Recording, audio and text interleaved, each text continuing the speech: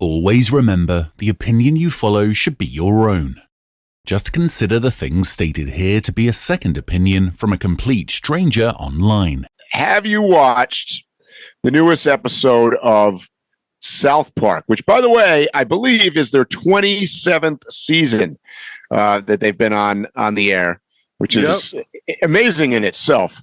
And this first episode of the 27th season was fairly controversial. So I want to ask you, A, you watched it. I'm assuming you did. And two, what is your 40,000 foot sort of overview viewpoint of the episode? And I'm curious to see whether we have the same opinions on it. I am too. So yes, I did see the episode. I would love to talk about it. Let's give a brief overview for those who didn't. The premiere, it pulls no punches when the fictionalized Donald Trump cancels NPR. Cartman and Butters spiral into despair, lamenting the end of woke culture. Meanwhile, PC Principal rebrands himself as Power Christian Principal, and Jesus physically returns to school on behalf of a lawsuit driven by Paramount Agreement to preach compliance. His message, don't cross Trump or you'll end up canceled like Colbert. Trump himself appears explicitly, which is a departure from past references of him. Is usually always a cartoon. They depicted him sleeping with Satan, suing the town for billions, and repeatedly showcasing his tiny penis, at one point animating it with eyes to secure broadcast compliance. The narrative culminates with the surreal deepfake style PSA, Trump naked in the desert, followed by his talking micro penis declaring, "I'm Donald J. Trump, and I approve this message," while a narrator says, "His penis is teeny tiny, but his love for us is large." The White House slammed the episode. So, Mike, what I think was, I have to give you an answer about what I think about this, like in segments, because there's things I liked and there's things that I didn't like. So overall, I loved it. I consider myself an artist. And this is art, whether you want to consider it that or not. And I respect the art form. He parodied current events, current topics. I thought it was amazing that animated cartoon came out so quickly after some things that just happened days and less than a week ago. So I give them credit for that. I thought it was funny. I thought that some of the things they did, for my personal taste, were out of bounds and crossed the line. I think that some of the things they did would be considered bad media etiquette. But moving into the direction that the world is going into now, I think it was a cutting edge cartoon. So I'm going to do full disclosure. I used to watch South Park many years ago. Kind of more back in the day where it was always, Kenny died again, and it was I would call it less political, a little bit more cartoony. Over the years, I've wandered off from watching it, and I haven't watched a whole lot of it recently. So that's just full disclosure. There's a lot to unpack here. I'm going to take the opposite approach of you, Phil. I'm going to say that let me start out by saying there was a lot about the episode that I didn't think was very well done, that they could have done better. And we're going to have to talk about it in groups, but there's what I didn't like about it. Two things. I'll just tell you first what I didn't like about it. Two things was, one, I actually was not so much of a fan of the non-animation of the Donald Trump thing. Putting his actual real face in it was a little weird, and then maybe that's just my hang up on how cartoons are supposed to be and work out, but I felt it was a little weird. And then two, it definitely crossed my line of what I would consider decent for two reasons. One, regardless of whether you like the current president of the United States, it was a little bit over the top, particularly, you know, with him in bed and his dick hanging out. And the way, I mean, it was a little bit much. It was just a little bit much. What I did like about the episode, it was the way that, so the other thing, I don't know, for those that may not watch the show, they are not, the writers are not necessarily, I would not consider them to be left wing by any stretch of the imagination. They pretty much attack just about everybody and anything. You don't know, the next episode of the season could be attacking AOC. Like, you just don't know what they're going to do. They're not one side or the other. So I've always liked that about them, that they are very current event focused. And I agree with you there, Phil, that this brought in shit. This talked about woke culture. It talked about religion, and particularly the right wing, or the I don't know what you want to call it, the Bible Belt, I guess. It obviously brought in Donald Trump. It brought in the Paramount merger. It brought in him threatening people, because that was brought up a bunch of times where Donald Trump's like, I'm going to sue you. It brought in electric cars.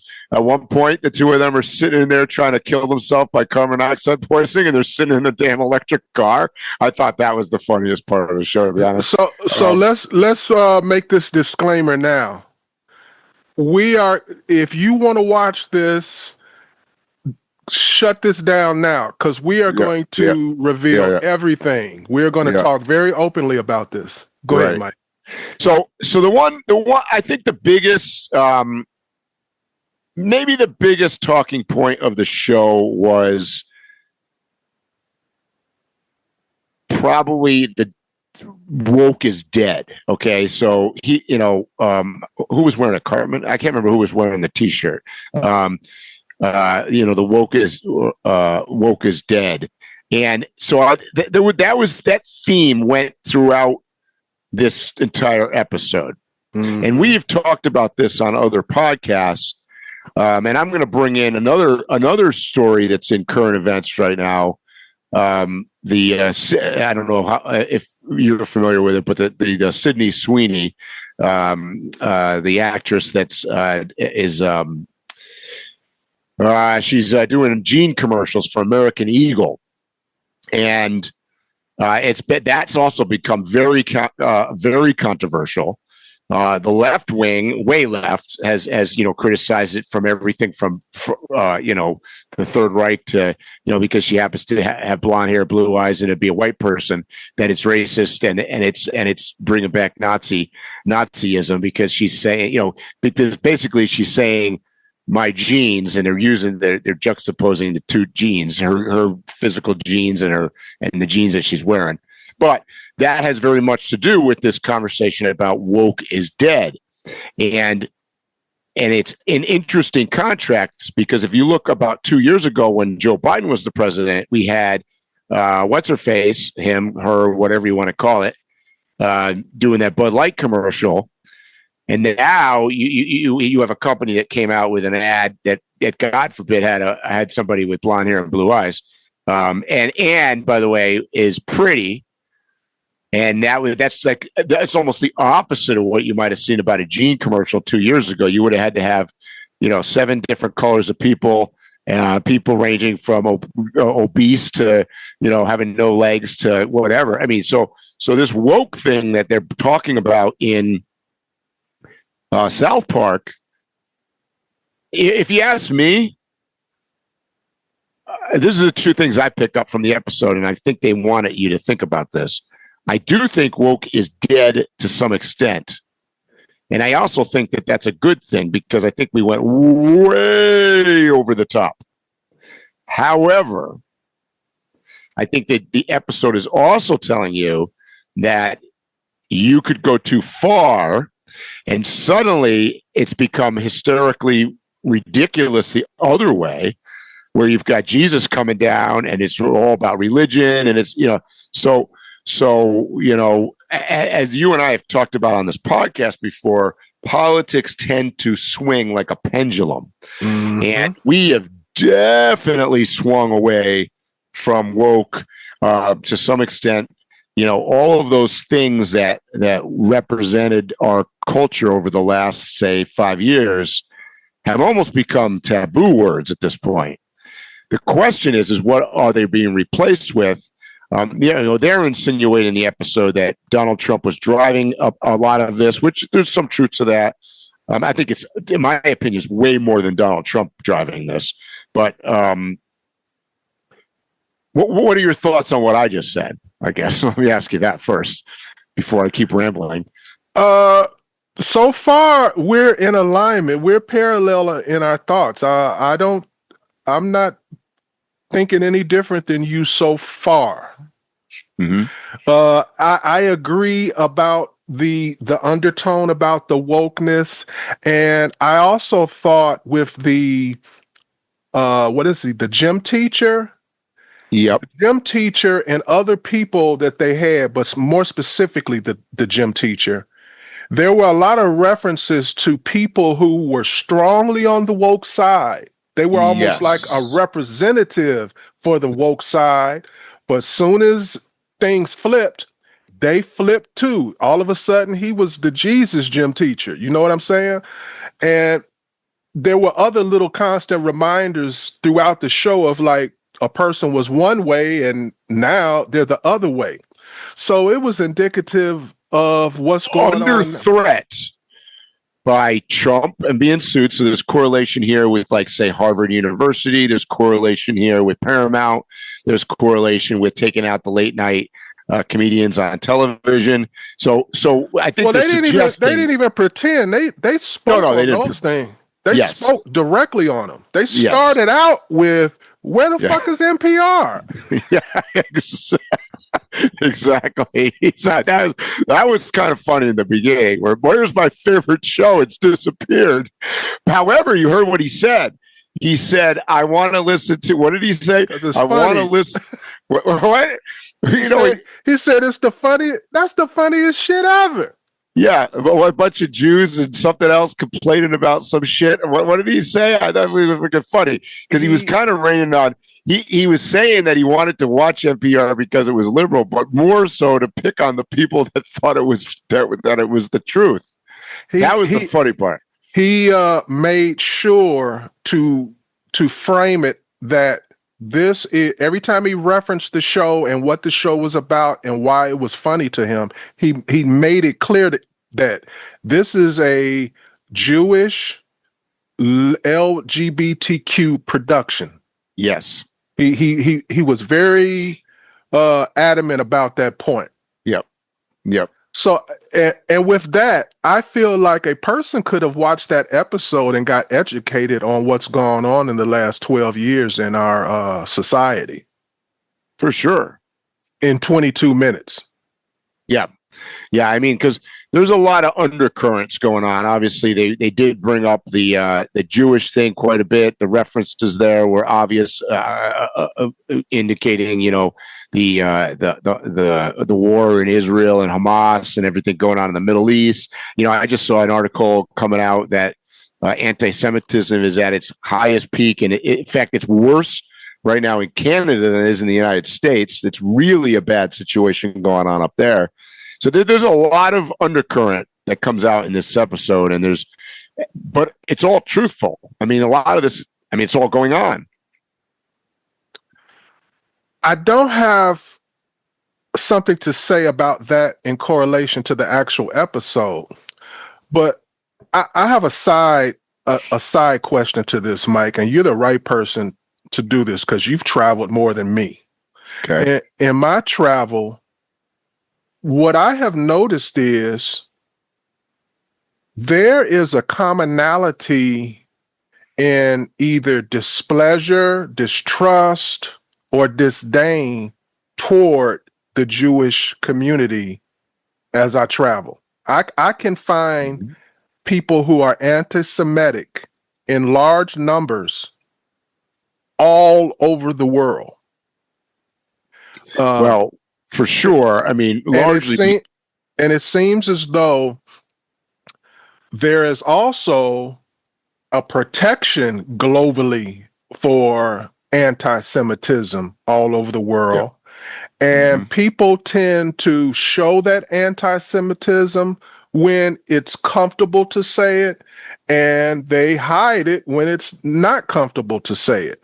But I've noticed through my travels, it is absolutely prevalent. Well, part of that is that, to address what you just said, the vast majority of Jewish people live in Israel and the United States, right? So when you're talking about a disdain for them when you're traveling outside of those two primary countries, and there's a few others, but you're dealing with, and I saw it, particularly when I traveled through Africa and the Middle East, most of those countries are completely the opposite, right? So they tend to be very anti-Jewish now. So, but you have to understand, you also, like you just said, there's a very strong anti-Semitism kind of feeling because of fear, because you're talking about Israel and the United States, two of the most powerful countries in the world. So although that the population largely lives in those two places, those are also two countries that you don't mess with. So behind our back, in a back room of Egypt or in Somalia or somewhere, yeah, they may be having this conversation. But now, if I walk in as an American, there's a recognition that we are not accepting of that. That is not a cool thing. So I agree. Yeah, so I think there's some of that going on. The problem that has been not to get off the topic, but that's what we do on Random Waypoints. The problem that's going on right now is that, let's call a spade a spade.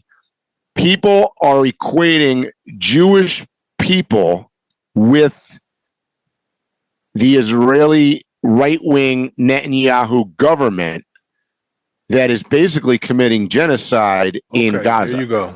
Yes. I mean, you finally got to it with the last word. What I always hear, and I've been hearing for years, not just even recently, is the hypocrisy and the contradictions of the American government and the Israelis. If I cut on Netflix right now, half the suggestions are going to be about Holocaust movies or about movies where they're searching to seeking retribution for people years later that, and let me be clear. I agree that the Holocaust exists. I agree it was a terrible thing. But when you don't live in Israel or America, everybody sees it as, okay, they want everybody to feel this sympathy and they want them to keep feeling this sympathy. Yet they are doing the exact same thing to others. And they've done it continuously, and they've done it only because they've had the help and assistance in the backing of Americans. Yeah. For sure. And that's the challenge that we have right now. And that's coming to a head. So I think I've said this in the past before, where, history will show you that this has been going on for, 2,000 plus years, and it's not anything new, and it's not going to be easily solvable. However, we are at a tipping point right now, because I do also think that this is the first time in history where the crime, let's just call it the crime, is so significant. And what I mean by when I say crime, I mean Israel and Netanyahu's government, what he has accomplished or what he is doing, or what, particularly even people that are even farther right than he is, what is going on right now, that it's got to the point where most of the world, including, by the way, even in the United States, most citizens are like, wait a minute here. What in the actual fuck is going on? I mean, you start seeing some Go ahead.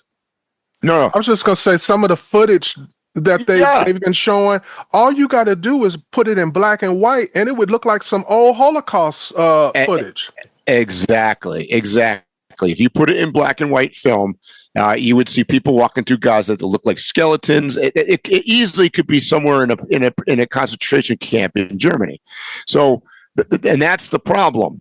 And furthermore, the difference that's happened now. So, on top of the fact that it is so significant and so outrageous in front of the entire world, the second thing that has happened in the past week that has never happened before is now you're starting to have an agreement between what I'm going to call European and traditional first world countries like France and England and Canada and various other groups that have said, look, this can't go on. And number two, our solution is we need a Palestinian state. That's never happened before. And in fact, they had a meeting the other day with Saudi Arabia and Jordan and most of the players in the Middle East and those ones I just mentioned in New York, by the way. How ironic is that? Where the U.S. of course doesn't agree to this, but this goes on where they've all basically decided, look, here's our solution. Because this is so dramatic and so we now are supporting a two-state solution where you've got Israel and you've got a Palestinian state. And now you got to understand the politics of this.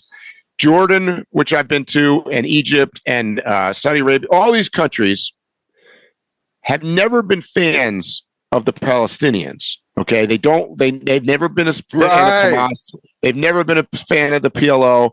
When Trump suggested, let's put up some Trump hotels and make Gaza, a resort, we'll ship them all. Nobody wants them. Like everybody, oh no, we don't want that.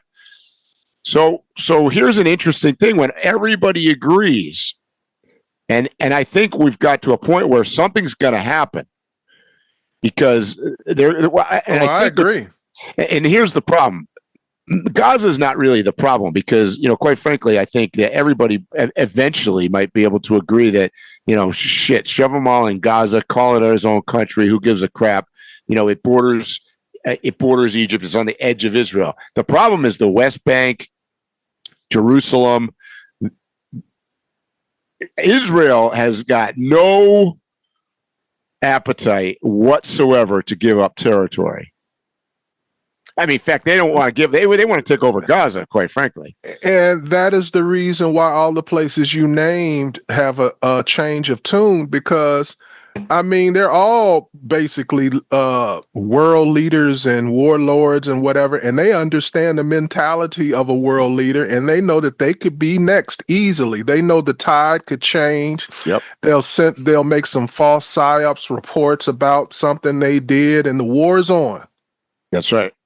So I think as Americans, we are in a very difficult situation right now because you've got our traditional support for Israel is starting to wear thin with just about everybody else.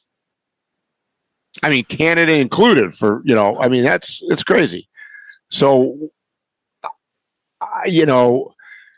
and it's swung, by the way. Like in the past, it's always been supported by basically both parties, but now it's becoming a little bit more political. And it's ironic because it's hard to tell actually which party is going to support Israel more, the Democrats or the Republicans, because Trump has been, obviously he wants to be an isolationist. So he really wants to withdraw from this more than anything, I think. Agree. But is unable to do it. So let's get back to the episode. Did this episode feel like it had something to say, or was it just poking the bear? This is the hot topic. Let's just let's go at it, or did they really have something to say? I'm going to answer that after we see a couple more episodes. I think I don't know. I wonder if it's a one-off or it was just to poke the bear out of the gate to see what he did. What? You think that there'll be more? I don't know. The whole thing basically was about that. It stemmed from how they Paramount just basically kissed Trump's butt. Yes, and got sold. Right. Yep. You don't think that they're going to have something crushing down on them, even if they had an episode 2? That I don't think they're going to air it. I don't think that. No, I think they're going to get. Yeah, I mean, I was actually a little bit surprised that Trump and the White House didn't come out a little bit stronger against it. They basically said it's irrelevant. It's an old show. Nobody gives a shit. Whatever. The usual stuff that Trump says. But if any White House, not just this one, if any White House contacts you and you make your living putting something on screens, whether it's television or whatever, you better listen. Whether it's Trump, whether it's Biden, whatever. Yep. But how is that any different than, those the guy or the people over the years that have, criticized the Quran as an example? And there's no support for the Muslim faith or community here. So agreed. But I mean, worldwide, when they did that, that's backlash. So let's put it this way, hypothetically. I mean, what if somebody had done this and put Obama up there with a little dick running around? Let's put it on the other side. Because I have heard a number of my liberal friends have been like, "Oh, that was such a great episode." Okay, I mean that's just being stupid. Well, in order for it to be apples to apples, it would have to be just as incendiary. So for Barack, it wouldn't be a micro penis. It would be that he's married to a man. Yes, right, sure. And if that were to happen, there would be an all-out assault. Every talk show, they come out with a cartoon. Yeah. So this is the thing. This is the problem I have, Mike, because I'll be watching a video, let's say a Fox News video, where it's obviously conservative. Right. And they'll be talking about, if it had been the other way around, the Dems, blah, blah, blah. And I'm looking at it like, but when y'all not in office, y'all do the same thing. Nobody can be like holier than thou in this situation. Whoever's in office, the other ones talk ish about him. Yeah, I just think that this episode in particular, in my memory, I can't remember any other television show, cartoon, late night television, anything that went this far. Right, because it didn't happen. If it's happened, it was something sent around to a certain amount of people. It wasn't something that just went out to the general pop. Right. So I feel like this crossed the line. I don't even know how censors. It seems like that wouldn't have got past censors. Well, that's my other question. I mean, I like you. I watched it on Amazon. Well, what does it air on? See, mate, because I mean, I think it's the comedy channel or something. Okay, so but because I mean, there's swearing in it and stuff, and they drop some. I mean, what about the fact that they dropped some pretty darn I would call them taboo words on the show. Lots of them, right? Yeah, and I'd be like, whoa, did we just say that, bro? It seems like, in order to start the idea of the script, they didn't start with the idea. They started with, what are all the things that we can go against the grain with? What are the hottest topics and what is the most ruthless thing that we can say about them? Because they were on attack from the beginning all the way to the end. And why not do it on a season one of an episode? I think I read somewhere that it was the biggest premiere in their series since 1999. So you're talking about 5.9 million viewers. Yeah, 26 years. So so clearly, I mean, I'm gonna look at this from a business guy standpoint. They needed to do something to save the show. I mean, obviously the show's been going down, right? It's not in its heyday. So how do you get people back? Well, you make some episode one that everybody's going to talk about. I mean, we're talking about it. I'm sure Joe Rogan's talking about it. I'm sure Alex is, is talking about it. I'm sure all the podcasters are talking about this, right? I mean, and 5.9 million. Now, I laugh a little bit because 5.9 million is a lot of people. However, it's not a lot of people. It's not a lot of people. Right. If you look at it, I mean, there's 300 million people in America. I mean, shit, that's not a lot of people. And that was something I was going to get into later. Did Trump fuck up having the White House respond to this? Because I also read that there was an unusually high percentage of people who watched it 12 hours later after it was aired. Yes, I did too. Like it set some kind of record for that. Yes. So basically, people didn't watch it. Yes. Yeah. Well, I mean, he said something, and then immediately it was picked up by your left-wing talking heads that said, "Oh, this is the greatest episode that's ever aired," and every little robot guy that's, all of our friends, which you and I both share some of them, that are on Facebook posting, every 14 and a half minutes, some stupid, that's a whole nother, we're going to have a whole podcast about how social media, posting political stuff on social media does not in any way change anybody's opinion. The only thing it accomplishes is make your friends hate you and defriend you. So, I mean, but that's a whole different episode. But anyway. Social media only strengthens what you feel. Yeah. It's designed that way. Yes, exactly. So all it is like you say something that you firmly believe in, and all you're going to do is attract the like-minded people to you, which doesn't prove anything, and it's a waste of fucking time.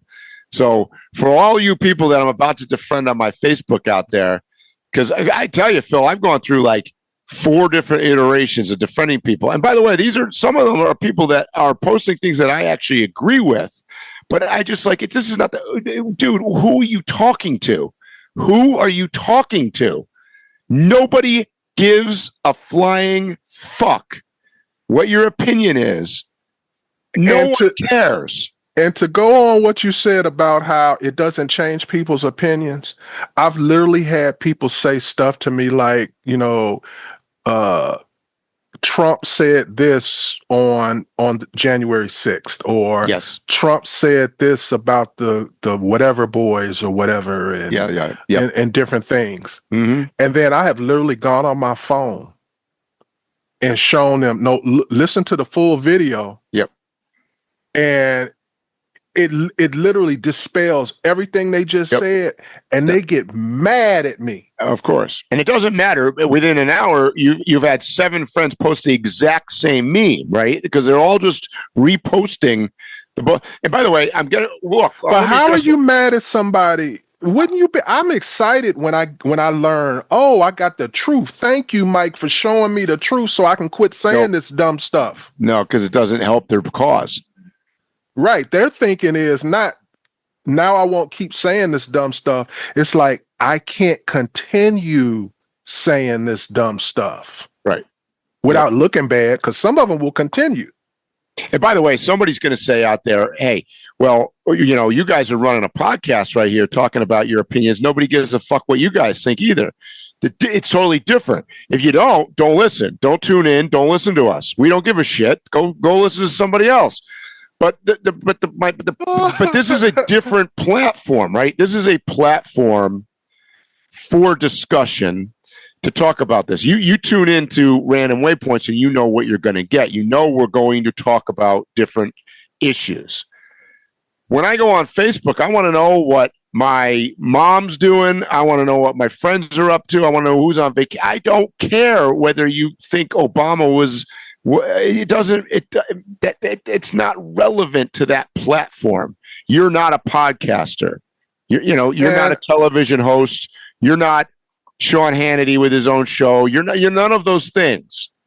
So stay out of that wheelhouse. If you really want to put your opinion out, because I have some friends out there that put their opinion out on Facebook, I swear 25 times a day, start your own fucking podcast, right? Why not do something? Do something. All you're doing by posting the same bullshit over and over and over again is getting your 7 friends that agree with you to go, like that. Sounds great, Dan. Yep. Like, I mean, who gives a shit? That and most people realize if I were to talk and tell what I really think for an hour or two, once or twice a week, you change your mind on stuff. Eventually, people are going to see my hypocrisies. Yes. Yeah. It's easy to let me give you this sound bite, and not only give you the sound bite, but I'll make no comments, so you can't even comment, so nobody can correct it down below or whatever. But now I'm on the podcast. I've got I can go back to episode 521. You said this. Now you're saying that. Mm-hmm. Mm-hmm. People don't want that. They don't. That's called accountability, bro. That's the worst thing you can have nowadays. And if you're just tuning in to this show, over and listening to Phil and I, we morph over time. Like we have, and that's why I wanted to say it's very important that you can change an opinion. Sometimes I come on with something specific I want to talk about, and I have an idea in my head, and then I think you did it maybe last week or the week before, and after you explained it, I was like, huh, that's an interesting viewpoint. Didn't think of that before. And then it changes my viewpoint. So I might have a different viewpoint on today's podcast than I did 12 episodes ago. But that's part of the evolution of it. I mean, that's called being normal, in my opinion.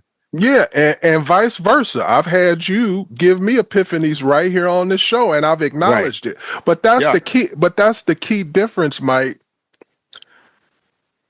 Where you get new information, you get a new angle on something, and you acknowledge, hey, I strongly felt that way, but now I feel this way now that I know this. People don't want to even acknowledge that there was a chink in their conversation and it was brought out and I came to a new understanding. They don't want to acknowledge that because they feel like you're saying, like, if you tell me something and then I admit that you were right, people feel like I've acknowledged you're a greater human being than me.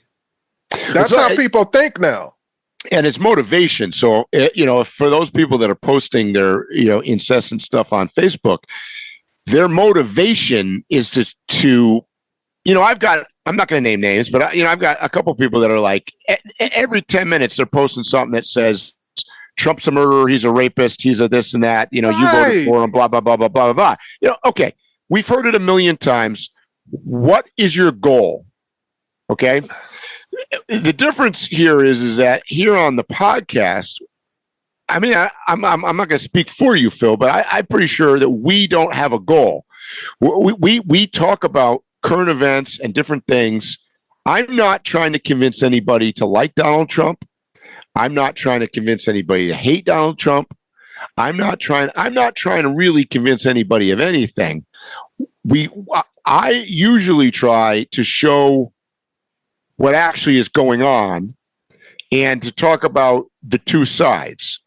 We rag on Trump all the time. Oh, my God. People just don't hear it if they're on the other side of a fence. And likewise. And exactly. And that's the thing is like,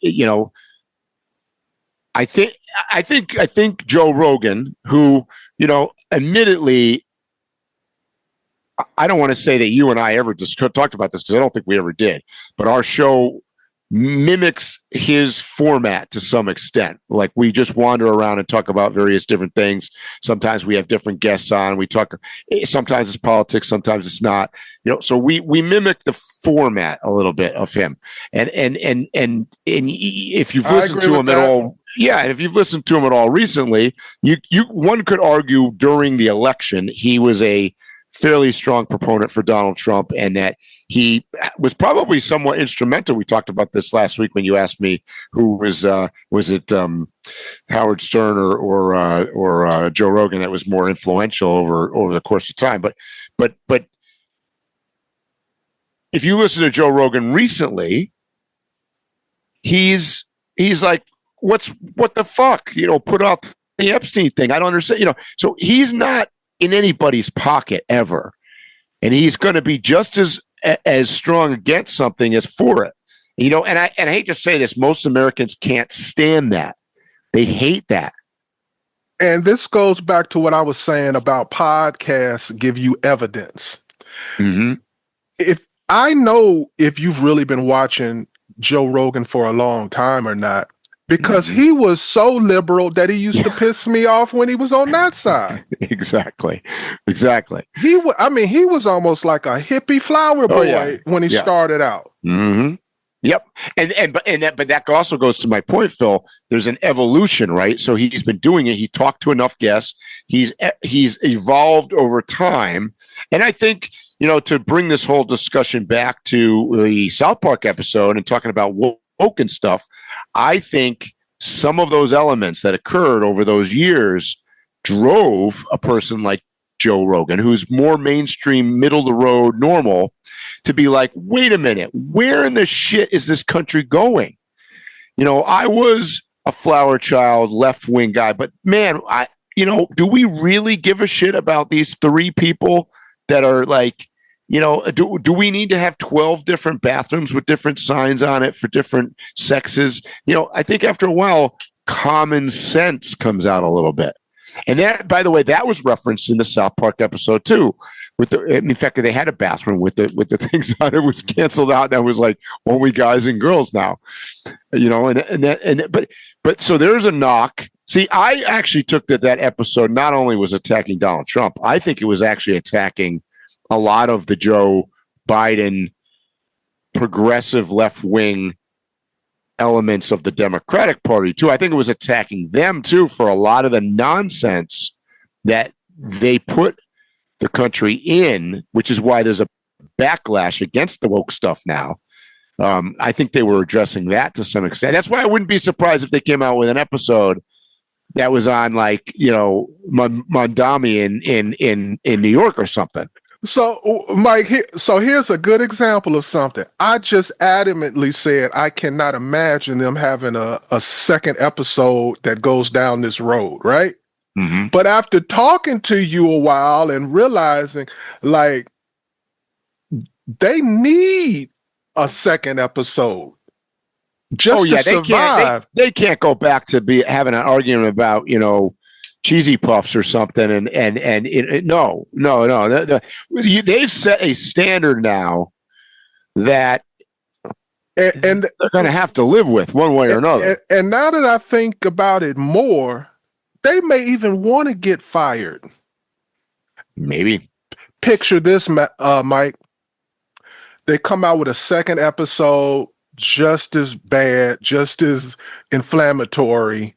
And then they're like, they get cut off immediately. Mm-hmm. So when that happens, they cut them a quick little check, some kind of settlement check, and they go on their own way. There'll be a fucking bidding war on streaming services for them. Oh my! Are you kidding me? You remember in the news when Joe Rogan got all that money that first time and he went? It'll be something like that. Exactly.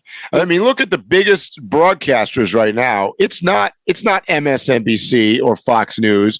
It's former hosts, Mike, that were on Fox News, or like Megyn Kelly, or what's the other guy from Fox News? He's another one. Yeah, Piers Morgan. All of these people that have left, quote, traditional media. Traditional doing media well, doing bigger really numbers. Well. Yeah, and by the way, I mean, we said this last week. Jesus Christ!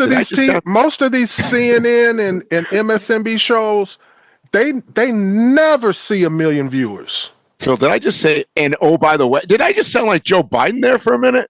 I caught myself. I go, oh my God, Mike, you sound like Joe Biden. Oh, and by the way, oh Lord, help me! Oh my God, Yeah, what I'm doing? Where am I? What show am I on? I've really changed my mind about this, Mike. They may even be trying to get fired. Yeah, because look, they could Imagine do their this, own. Mike. They got, what was it, 5.9 million or something like that? Yep, 5.9 million If people they watched it. if they took that episode and put it on YouTube for free right now, Mm-hmm. I guarantee you at the end of the week, it would be double-digit millions. Oh yeah, yeah, for sure, for sure. So And that, by the way, is, I don't know if we addressed this last week. I think we did, but I'm going to repeat it again. Everybody was talking about some of these shows that were being canceled, and in particular, South Park was addressing that Donald Trump was canceling them. Let's be real here. The world has changed. Late night television, in 2 years from now, none of those guys are going to be on because nobody watches this shit.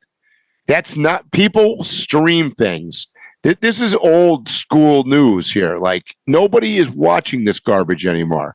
The network, all the networks, I would predict in 10 years are out of business. All they're going to do is probably be rerun networks of streaming services. So Game of Thrones comes out as a streaming on HBO. 2 years later, the same episodes are on NBC. That's what I think. I think the networks are going to change into like rerun shows. I agree. That's what they originally were back in the day. Exactly. I remember you would have to wait like a year or two to see a movie that came out. If you didn't catch it at the cinema, you were screwed for a year or two watching it. There was no DVD to buy. Right. And on top of that, media could be used like for decades. Yeah. Like, I literally thought that Fathers Know Best, I thought that was like a new show when I was a kid. But it was already like 15 years old. Yeah, exactly. Yep. So anyways, I know that digresses. I think that we random waypointed that. So, Mike, do you think this portrayal challenges authority or feeds the obsession with Trump as the center of attention? Did they really make a statement, or is this just helping the Trump hype bowl? Because Trump had a lot of stuff on his shoulders last week that have been totally deflected now. Nobody's talking about the Trump list all of a sudden. This is good for him. So who's winning this battle? Oh, I think every single time Trump's attacked, he wins. I mean, the old saying that any news is good news is applicable here. Look, it puts him in the limelight again. And quite frankly, there's going to be a large amount of people, including people that are not necessarily Trump fans, that are like, whoa, that's a little gross, over the top, a little bit too much potty humor, that are going to inadvertently side with him and be like, well, I don't know about this. I agree. And I'm about to give a compliment to the liberals right now. Not the people in office. The grassroots liberal person is generally a sensitive person. Mm-hmm. And they don't like stuff like this. Right. That was the whole reason why they were a liberal or a Democrat, is because they considered themselves to not be crass. Most of the edict and policies of their community is about acceptance and to be politically correct. Right. So this has to rub a lot of liberals the wrong way also. Oh gosh, there was nothing politically correct about that episode. Well, not at all. Honest. Not at all. Whoa. Not at all.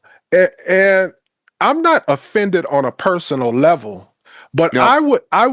I would never want to be associated with that episode. I wouldn't want nobody to know that I was the guy who did the catering for the show, anything to do with it. Yeah. Yeah, it was a little too over the top for my liking. And getting back to, I'll address that one more time.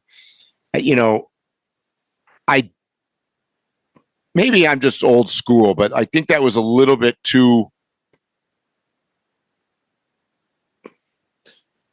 It was over the top in the sense it was too critical of a sitting U.S. president, regardless of whether you like him or dislike him. I mean, putting any president naked. That's the part for me. Particularly when it wasn't a cartoon.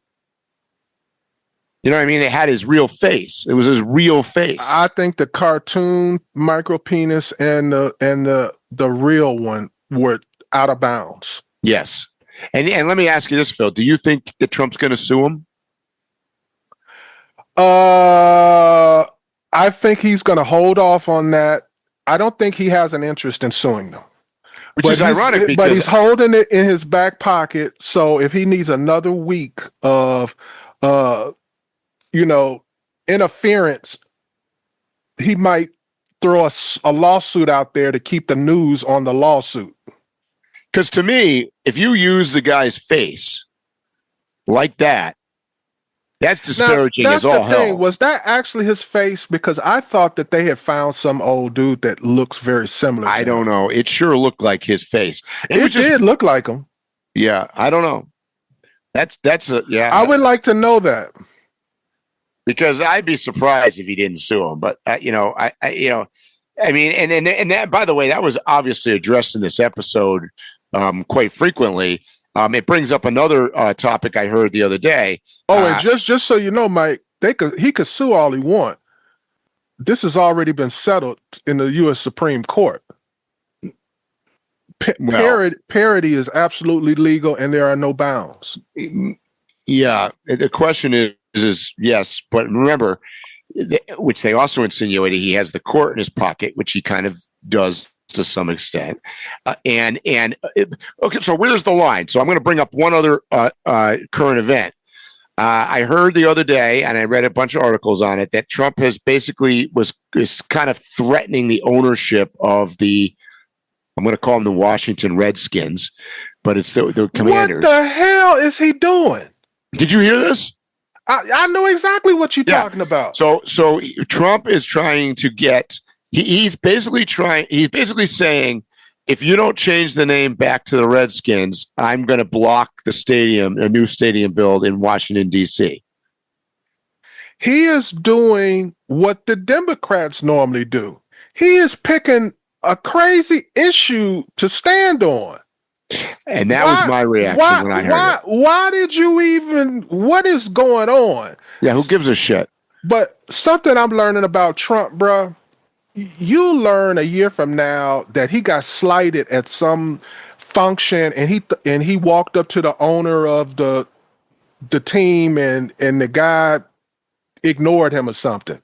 Well, remember, this is a narcissistic thing too. Like, Trump has been about changing the Gulf of America, Gulf of Mexico to Gulf of America, changing Mount McKinley. He's changing all the military bases, wants to go back to so he wants to put his mark on it. And I think that's just another thing. And it's part of his agenda to destroy woke.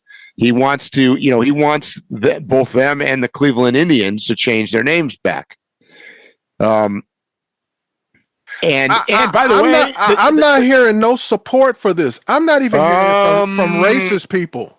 Well, hold on.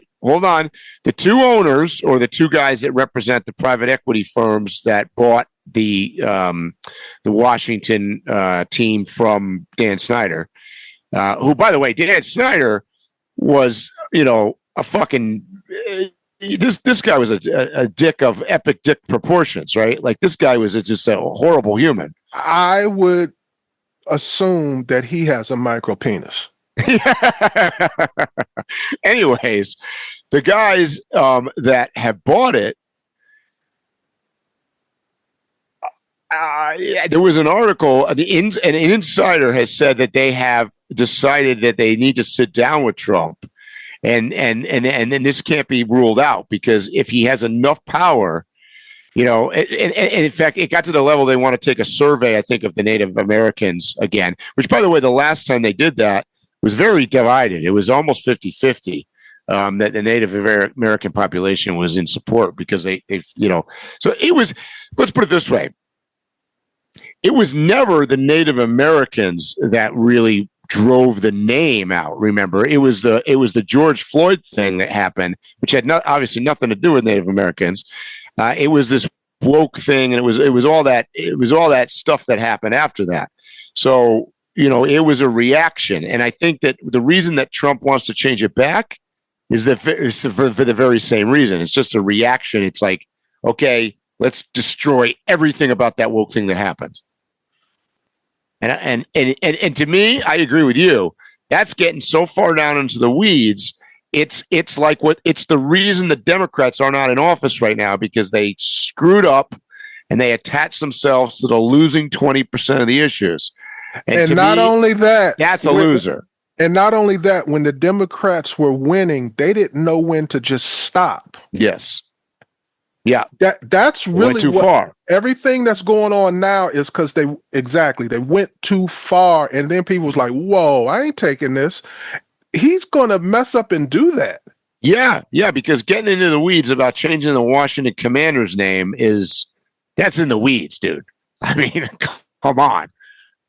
I mean, let's all admit, I think even people in the fans, they hate the name. Like that, I think they took a poll and the name was like less than 19% of the people or something like that supported the name of the Commanders. So they don't like the name, but that doesn't mean you got to change it back. It means the Commanders is not a cool name. No, it's not a cool name.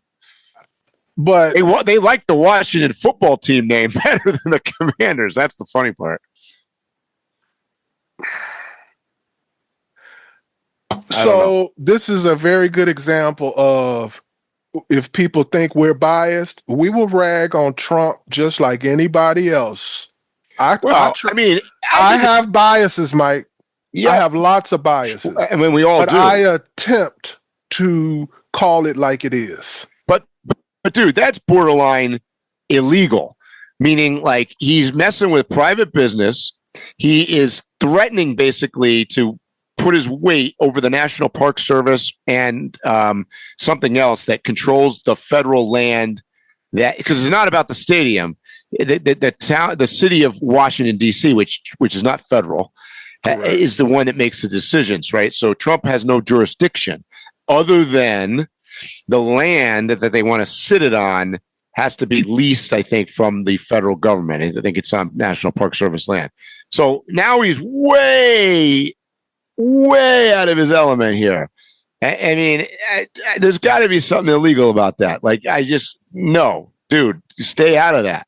It's not illegal, but it's unethical. It's unethical as shit. And that's why when I heard that the owners are considering meeting with him and everything, I get it, because they have no recourse. They got to.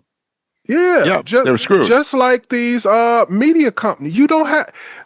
These are all things that are controlled by some kind of regulations or regulatory body that is government.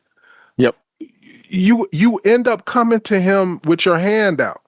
Yep. So with that said, that's why I don't care too much about it, because I don't like the idea of, hey, you got a football team, go buy a stadium.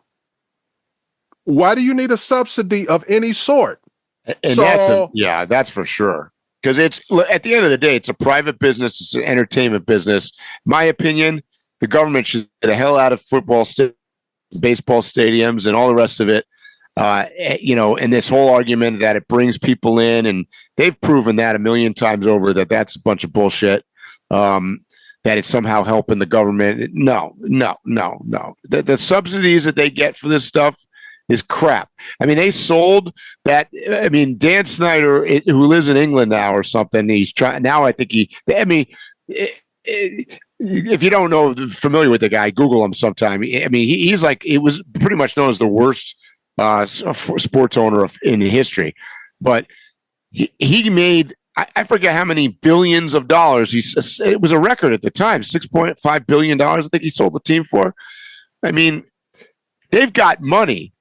They don't need you and I as taxpayers to pay for their stadium.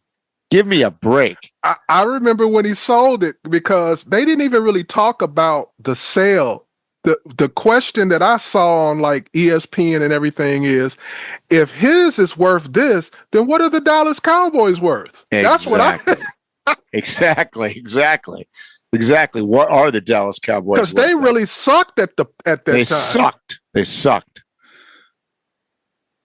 Yep. So Mike, who won? Or is there a winner? Of this whole Trump woke? I think 2 people won here. Well, I think 3 people won here. I think Trump won.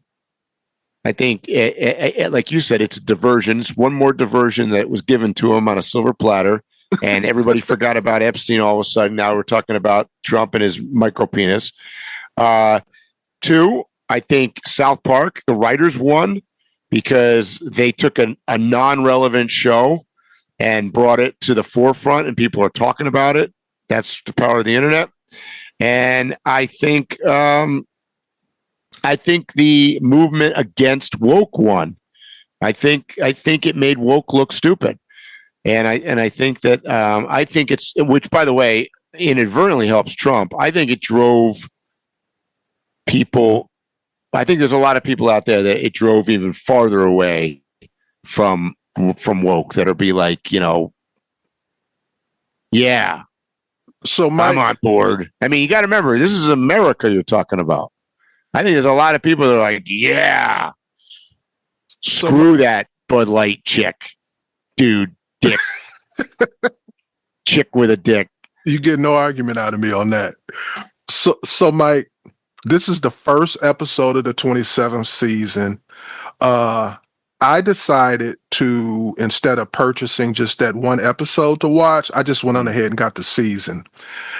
So my question to you is, if this episode has set the tone for the rest of season 27, are you excited or bracing for impact? Do you think this will continue? Is this worth buying the episode? Is this worth I want to see what episode 2 looks like. I mean, yes, maybe. So what's your prediction? I think they're replacing late night television. I think they're replacing late night. Wow, it happened at the perfect time. Exactly. Think about that. So the baton is being passed from the late night pundits to, and I agree with what you said earlier. They may get fired, and this may be one more thing that is passing to a streaming media to give us our political discourse and judgment of what's going on. I think it, with the timing, I think, yeah. And while we're talking about this, I think their timing was impeccable, and how they put it together that fast, I don't know. So let's say that does happen. Second episode comes out, they get shut down, they go to some other service or YouTube or whatever it is. Like I said, my prediction is they will actually be much more successful with the particular kind of content they have being somewhere else. Yes. They probably could actually go into their archives and pull out some episodes that the FCC probably didn't allow them to put out there, and now they can air them. Well, that's the other thing I haven't heard about. Trump is not a dummy. Like, does he have any jurisdiction or power to sick the FCC or somebody else on them for some of this? The reason I say that is because I thought about that. Some of the words that they used, and some of the things they did, that video would be demonetized on YouTube. YouTube would never allow that. You know what I'm saying? Some of the stuff was edgy as shit. Oh, it was beyond edgy, bro. I mean, I'm not even repeating some of the stuff they said because I'm not even sure it's appropriate to say on our podcast and shit. We don't really get censored, but yeah, because I'm like, I never thought in my life that I would be having a discussion with you on this podcast and have said the word micro penis. I never thought I would ever say that. Well, And for those of you that didn't watch it, you might have to go check it out. I mean, it was even a close up at one point where it was wiggling and talking. Mike, and here's the thing about that was a little bit much. So let me explain to you something I think you know. You could be John Holmes or Mandingo, and you don't want that kind of. No. It's just totally classless. Exactly. Everybody could know you got a 15-incher. Right. You still don't want that out there. No. It was disgusting. Yeah. Yeah, that was. And here's the thing. Here's my point. I don't think it was necessary in the scheme of the show. I think the show would have been controversial without that. I believe that they could have referenced it, and innuendo would have had more impact for me. Yeah, and the other thing is, my friend, I was talking about it this morning with my buddy Bert, and he was like, they lost a little bit there where he was in bed, he's sleeping in bed, snuggling up to the devil. They could have made this hit even harder by like making him in bed, wiggling his little micro dick with like Nancy Pelosi or something. Right. Or had him dating Satan, but he's the side chick, and he's also dating other people. Yeah. And that he's jealous. Yeah. And have those people be opposing to him. So it's like he's not only sleeping in bed with the devil, all these other people that you support. But then again, Mike, the South Park crowd prefers crass. They do. Some of this stuff may have actually went over the heads of its. Oh, I think so. Crowd. Yeah, I think so too. I mean, but they never were into the crass. This was more Beavis and Butthead crass. Oh boy. Bro, I can't even think of nobody. Beavis and Butthead ain't never go here. No, they never had, but they were more crass than old. So old school Beavis and Butthead was probably more crass than old school South Park, is what I'm saying. I agree with that. Yeah. But so I would have expected if Beavis and Butthead was still doing it, I would expect this out of them a little bit more. I think I'm most bothered by the fact that they used his real face or was not a cartoon. I think that was what put it on. So where does that stop? So like episode 2, does the real AOC appear on this thing with in a micro bikini with her tits hanging out, like and I don't know. Mike, I think you brought up an interesting point with that question. Like AOC, I get what you're saying.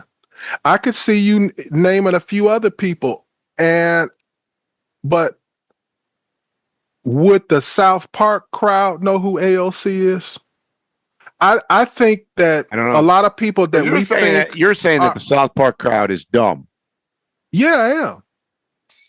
Because typically in an episode, they're just crass. It's not related to any higher thinking at all. Correct. Normally, yes. So I give them credit for this episode for doing that. Yeah, they definitely tried to put in way more innuendo and, well, I mean, in your face innuendo, but they definitely put more. Well, I mean, obviously current events, but also they just put more things or subject matter to think about. Where I agree, most of the time they put stuff in that's sort of non-thinking. Right. Yeah. So, Mike, here's the question: should there be a line with political satire, or is the whole point that nothing's off limits, especially when the target is power? Well, I mean, based on our foundational principles in the United States, I mean, I think that you have the right to, freedom of speech. It wasn't threatening anybody. It was poking fun, without taste, I would say, but it was. I have mixed feelings on that, to be honest with you, because the problem is it was greatly offending. So let's hypothetically say instead of Jesus, it was Muhammad. Woo! Woo! They would have declared, what do you call it against them, and they'd be looking to chop their heads off and hang them on a bridge, right? Mm-hmm. So to some extent, I think the president of the United States, religion, groups that are protected by our Constitution. So look, they made some derogatory comments about gay people on the show. They made derogatory comments about who else? Somebody else. I have to go back. I remember hearing it going, whoa, did they just say, mentally challenged people, let's just say. They said, I mean, I get it. You can get away with comedians. Look, if you go to a comedy show and it's Matt Rife or somebody that's on stage, he's going to pick on everybody, but he picks on everybody kind of across the board. But I think it's a little bit different when it's on. I thought they were on a more mainstream network, to be honest with you. I mean, I was shocked. I don't know. So here's what I think, Mike. I think it's off limits for the president of the United States. I believe you can joke about him, but I believe that comedy is a form of art. And like I stated previously, I don't want borders or parameters of any kind for art. Mm-hmm. So, but with that said, comedy in any of its forms is it goes all the way back to court jesters. Mm-hmm. And, excuse me. And if you know anything about court jesters, they didn't live long. They didn't last long. Right. And typically what would happen is they would lose their life or lose their job, not for being funny, but for being funny. And typically the reason why you're funny is because you have learned a basic principle of comedy that most people find it funny when you poke at power, when you expose power. Yeah. Now there were some kings that they could take a joke. And they would take that court jester and put him in a castle of his own and everything, and they couldn't wait for the next joke about how fat he is and whatever. But most kings and most people in power, they can't take the first joke that they hear about themselves. So the point I'm getting to is I want them to have the freedom, but I just want them to understand they are the court jester playing jokes about the king. I would, yes, and I would say that this is in some ways, and I'll back it up with my thought on this. I think this is career ending for them, and the reason I think it's career ending to some extent, that's Trey Parker and Matt Stone that write the show, is because they've always been sort of neutral. They've always been on both sides, right? They've poked fun at both sides. This was so strong, really, against Donald Trump and the right, that the only way that they're going to be able to stay neutral, unless they want to just become always against the right, which I don't think that that's what they do, they're going to have to come out and attack the left. And I think at that point, everybody's going to hate them. And I don't think they're going to have anywhere to go. I think that in the long term, this is bad for them. In the short term, I think this is extremely good for them. Oh, in the short term, for sure. I believe in the short term, if they make the right moves, they could make enough money in the next year and a half or less where They don't even need to be in the business no more. Yeah, I'm quite sure they're already there, probably. But yeah. Whew. So, Woo. Mike, I could go on and on. I think we've covered everything. I think we covered it. I mean, as always, that was we got off topic a few times, which is good because that's what we do here on the Random Waypoints. They were connected. Yeah. You got anything else to say, Mike? Wow. No, I want everybody to have a great weekend and a great week. And we'll see you in Cyberville. Listen to our podcast next week again. Anybody missed this one? They effed up. That's right. All right, guys. And put the feedback. Send us, blow us up. Yeah, particularly all those South Park fans now, Phil, that you just said were dumb.